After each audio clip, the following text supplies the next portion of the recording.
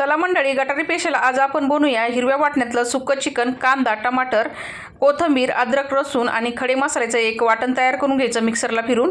कढईमध्ये तेल गरम करून त्याच्यामध्ये उभा चिरून घेतलेला कांदा चांगला परतून घ्यायचा गुलाबी रंगावरती.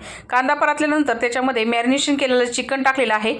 आता चिकनला मॅरिनेशन करताना मी लावलं होतं धना पावडर, हळद, मीठ आणि अद्रक लसूणची पेस्ट. 15 ते 20 मिनिटं तसंच ठेवलं.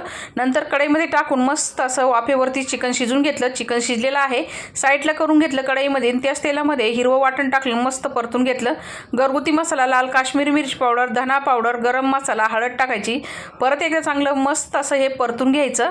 आता हे चिकन परत या वाटणामध्ये मिक्स केलं मी आणि वाफ काढून घेतली. आपल्याला याच्यामध्ये पाण्याचा वापर बिलकुलही करायचा नाही आहे. वाफेवरतीच चिकन शिजवायचं आहे. आता मिक्स करून कोथिंबीर टाकली. तर मीठ तर पहिलंच मी मॅरिनेशन करताना टाकलं होतं चिकनमध्ये. आता मिक्स करून तयार झालं आपलं इथं हिरव्या वाटल्यानंतर सुक्कं चिकन. मंडळी, या तुम्ही पण खायला भेटूया पुढच्या व्हिडिओमध्ये. धन्यवाद.